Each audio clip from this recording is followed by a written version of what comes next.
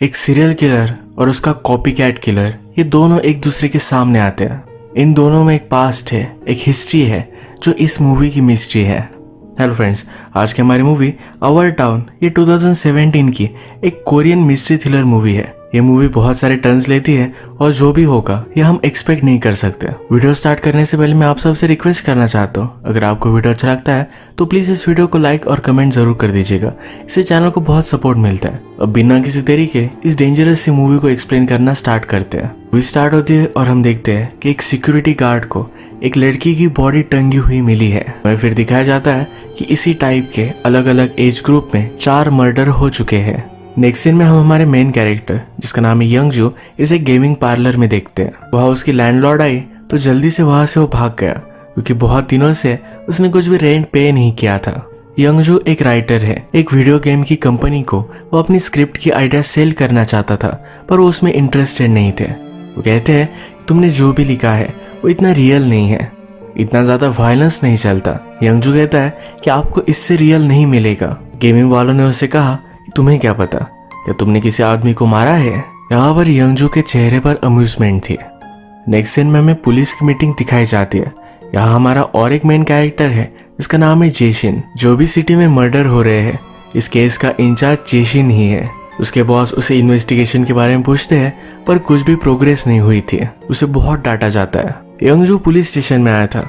वहां से हमें पता चलता है यंगजू और जेशिन ये एक दूसरे के फ्रेंड्स हैं। जेशिन यंगजू से कहता है ज्यादा ड्रिंक मत किया करो, इससे तुम्हारी राइटिंग में तुम्हें प्रॉब्लम आएगी।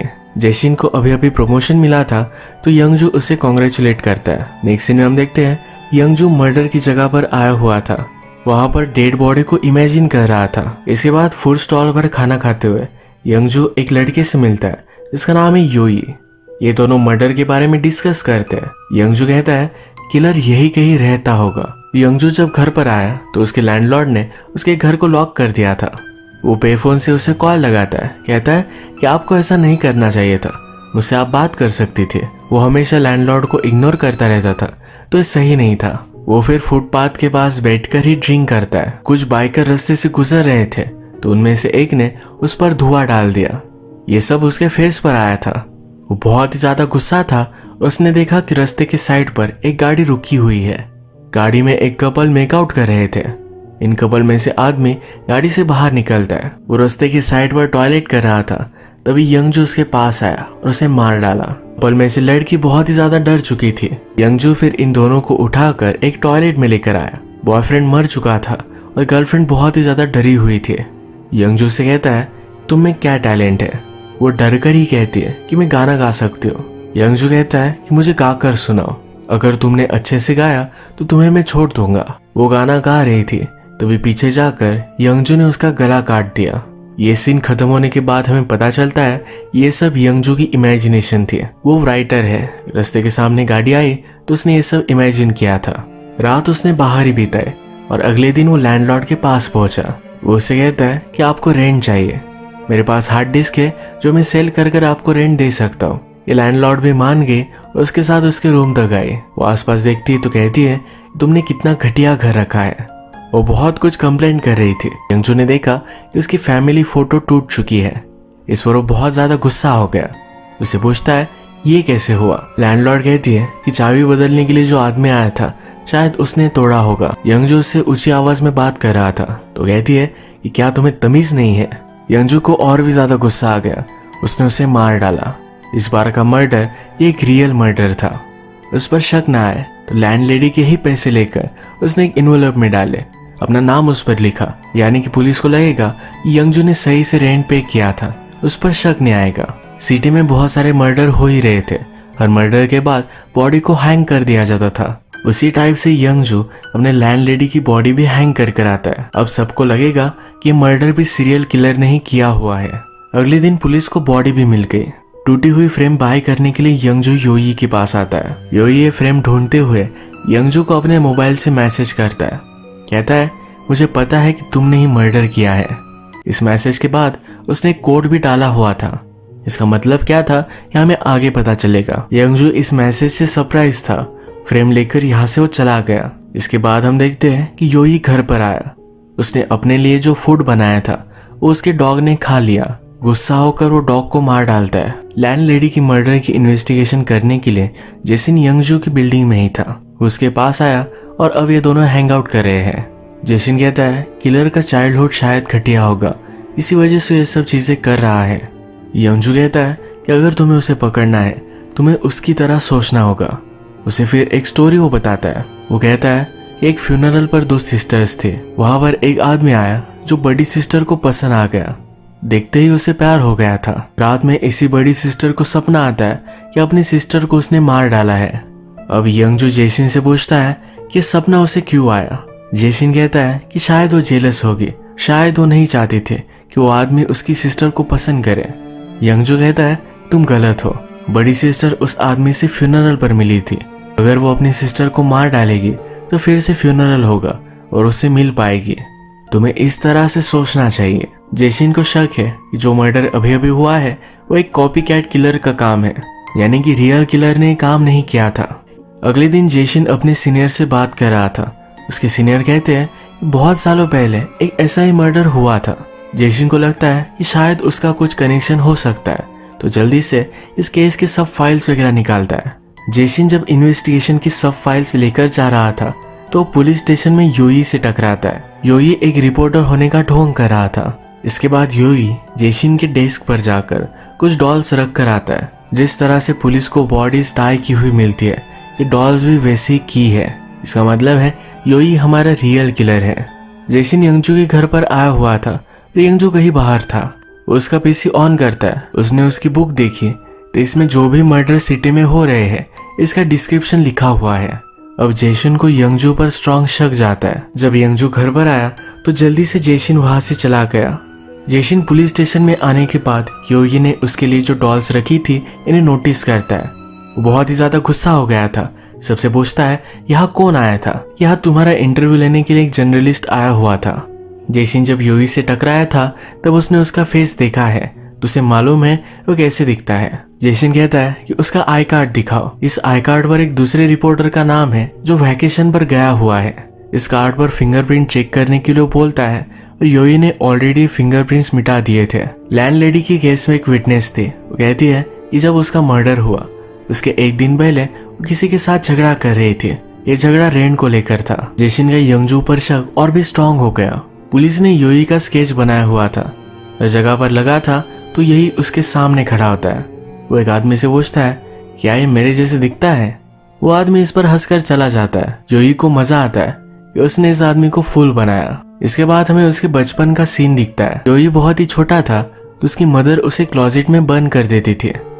नीचे जाकर एक आदमी के साथ इंटीमेट होती थी। ये सब आवाजें सुनना योई को पसंद नहीं था। जेसिन जो अब करंट मर्डर होते हैं उसे टाइप के एक पुराने मर्डर को भी इन्वेस्टिगेट कर रहा था। जिस लेडी का मर्डर हुआ था बहुत सारे बिजनेस चलाती थी। इसमें उसकी बिल्डिंग्स थी, उसका फर्नीचर का बिजनेस था। जो लोग उसे मनी पे नहीं कर पाते थे उन्हें वो बर्बाद कर देती थी। पुलिस को लगा था कि उनमें से किसी ने उसे मार डाला, इसी वजह से केस बंद हो चुका था। फर्नीचर के बिजनेस की बात हुई तो जेसिन को अपनी बचपन की एक बात याद आई। वो बचपन में यंगजू के साथ हाई स्कूल में था। एक दिन उसके घर पर डिनर कर रहा था तभी यंगजू के फादर वहां आए। उन्होंने जेसिन को घर से बाहर निकाल दिया था। उनका फर्नीचर का बिजनेस था और उन्हें मनी प्रॉब्लम थी। एक दिन स्कूल में फाइट होने की वजह से जेसिन बहुत ही ज्यादा हर्ट हो चुका था। वो यंगजू के घर पर आया था। यंगजू के फादर ने देखा तो जेसिन को मारने लग गए। जेसिन ने भी फाइट बैक किया तो घर में आग लग गई। इसी आग में यंगजू के फादर और मदर ये दोनों मर गए थे। इस आग लगने का ब्लेम फर्नीचर बिजनेस को जो ओन करती थी इसी पर लगा दिया गया था। जेसिन को पता चला है कि उसी ओनर का मर्डर हुआ था। उसे यंगजू पर शक है तो उसके घर में वो आया। बाथरूम में जाकर उसने इन्वेस्टिगेशन की तो उसे वहां ब्लड के स्टेन्स मिले। उसे शॉक लगा कि यंगजू सच में एक किलर है। इसके बाद हमें यंगजू का फ्लैशबैक दिखाया जाता है। जैसे कि हमें पता है कि जेसिन ने जो आग लगाई थी उसमें उसके मदर एंड फादर मर गए, पर यह सब ब्लेम फर्नीचर के बिजनेस को ओन करने वाली लेडी पर आया था। यंगजू ने बदला लेने के लिए उस लेडी को मार डाला। यही यूई की मदर थी। अब इस सिचुएशन को मैं आपको फिर से एक्सप्लेन करता हूँ। यंगजू के फादर बहुत ही अब्यूसिव थे। जेसिन और यंगजू के फादर का झगड़ा हो गया। एक्सीडेंटली जेसिन से आग लग गई। इस आग में यंगजू के मदर और फादर मर गए। इस पूरे इंसिडेंट का ब्लेम फर्नीचर बिजनेस ओन करने वाली लेडी पर आया। ये जो लेडी थी यही यूई की मदर थी। यंगजू को बदला लेना था तो उस लेडी को उसने मार डाला। रात में जेशिन यंगजू के पास पहुंचता है, कहता है तुम्हें मुझे कुछ बताना चाहिए। ड्रिंक करते करते उसे एक जगह पर वो लेकर आया। जेसिन यंगजू को बहुत मारता है, पूछता है तुमने ये किया क्यों। यंगजू को मारते मारते ही जेशिन को एक कॉल आया। सिटी में 2 पुलिस ऑफिसर्स का मर्डर हो चुका है। ये मर्डर योई ने किया था। जेसिन ने फिगर आउट कर लिया कि यंगजू रियल किलर नहीं है, पर अपनी लैंडलेडी को उसने मारा हुआ था। यंगजू जेशिन से कहता है मुझे अरेस्ट कर लो। जेशिन कहता है कि सजा अब रियल सीरियल किलर को ही होगी। यंगजू उसका फ्रेंड है तो उसने उसे छोड़ दिया। नेक्स्ट सीन में हम देखते हैं कि योई ने यंगजू को कॉल किया था। वो उसे काउंसिल की मीटिंग में बुलाता है। यंगजू को पता है कि मैसेज उसे सीरियल किलर ने किया था। इस सीरियल किलर का मैसेज उसने जेसिन को भी दिखाया हुआ है। काउंसिल की मीटिंग में डिस्कशन चल रहा था इस सीरियल किलर से बचने के लिए सब लोग पूरी सिटी में पेट्रोल करेंगे। ये मीटिंग खत्म होने के बाद यंगजू योई का पीछा करता है। उसे शक है कि वही एक सीरियल किलर है। योई के शॉप के ऊपर कुछ डिजिट्स लगाए हुए हैं। ये वही डिजिट्स है जो सीरियल किलर के मैसेज में थे। जेशिन सब विक्टिम्स का बैकग्राउंड चेक करता है। विक्टिम जिस स्कूल में थी यही पर योई भी था। जेशिन ने फिर योई की वेबसाइट देखी और उसे पता चल गया कि वही सीरियल किलर है। नेक्स्ट सीन जब हम देखते हैं तो योई एक टीनेजर था। उसे एक लड़की बहुत ही पसंद आती थी जिसका नाम था सोयुन। सोयुन का भी मर्डर हो चुका है। योई ने सोयुन को एक फोन दिया था पर वो उसका फोन कभी भी उठाती नहीं थी। योई उसके घर पर पहुंचा तो उसे दरवाजे पर ही रखती है। योई कहता है कि मुझे एटलीस्ट घर में बुलाओ, बाहर ठंड है, मैं कॉफी पी सकता हूँ। सोयुन के साथ उसका बॉयफ्रेंड था जिसका नाम था मैसोंग। मैसोंग और सोयुन ने योई का मजाक उड़ाया और वो अंदर चले गए। इस बात को बहुत सारे साल गुजर चुके हैं। अब योई ने सोयुन को मार डाला है और वो मैसोंग के पास पहुंचता है। उससे पूछता है क्या तुम हमारे क्लासमेट्स के कांटेक्ट में हो। मैयुंग कहता है कि सोयुंग मेरी गर्लफ्रेंड थी, हम इंटीमेट होते थे तो अजीब अजीब वो आवाजें निकालती थी। योई इस पर उसे कहता है कि अब वो मेरी है। मैयुंग को बहुत ही एम्बैरेस लगा। वो कहता है मैं सिर्फ मजाक कर रहा था। योई ने एक चाकू लेकर मैयुंग को मार डाला। उसके कान में कहता है तुम बहुत ही अजीब अजीब आवाजें निकालते हो। योई को सोयुन ने धोखा दिया था, इसी वजह से उसने उसे मारा था। जो दूसरे मर्डर उसने किए थे वो उन्हीं लड़कियों के थे जो सोयुन की तरह दिखती थी। अब जब जो जेशिन को पता है कि योई मर्डरर है तो उसके घर पर वो पहुंच जाता है। सब इन्वेस्टिगेशन कर रहा था तभी योई ने उसे बेहोश कर दिया। उसने फिर यंगजू को कॉल लगाया, कहा कि तुम्हारा फ्रेंड मेरे पास है, आकर उसे लेकर जाओ। यंगजू घबरा कर जल्दी से वहां पहुंचता है। योई के घर में उसने ब्लड नोटिस किया। घर से बाहर आने के बाद योई कार में था। ये कार वो स्टार्ट करता है पर यंगजू उसका पीछा करता रहता है। वो उसका पीछा करते करते प्लेग्राउंड तक आया। प्लेग्राउंड में जेशिन को लटकाया हुआ है, वो भी जिंदा है।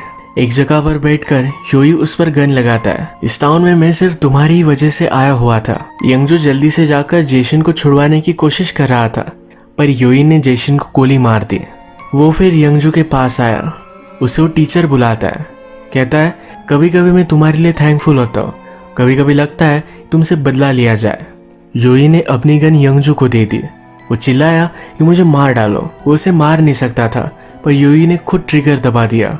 अब योई यंगजू को थैंकफुल क्यों था, उसने उसे टीचर क्यों बुलाया, इसका रीजन हमें पता चलेगा। योई के मदर के गुजर जाने के बाद उसे स्कूल में लड़के बुली करते थे। उन लड़कों से यंगजू ने उसे बचाया था। यंगजू और योई ये दोनों फिर एक ही स्कूल में थे। यंगजू हमेशा उसका ख्याल रखता था, इसलिए योई उसे टीचर बुलाता है। योई को पता था कि यंगजू ने उसकी मदर को मारा है क्योंकि जब मर्डर हो रहा था तो योई क्लोजेट में ही था। उसने उसे देखा था और इतने सारे साल उससे बदला लेना चाहता था। लास्ट में उसने यंगजू के हाथ में गन रखकर ही अपने आप को मारा है, यानी कि सब मर्डर का इल्जाम अब यंगजू पर आएगा। फाइनली उसने अपना बदला ले ही लिया। इसी तरीके से ये मूवी एंड हो जाती है। आज का वीडियो हम यही खत्म करते हैं। आपको वीडियो अच्छा लगा तो प्लीज इस वीडियो को लाइक कर दीजिएगा। मैं बहुत सारी मूवीज लेकर आता रहता हूँ तो प्लीज इस चैनल को सब्सक्राइब कर दीजिए। बेल नोटिफिकेशन आइकन दबाना मत भूलिएगा। हम फिर से मिलेंगे और एक नई मूवी के साथ। तब तक के लिए थैंक यू और आप अपने आप का ख्याल रखिए।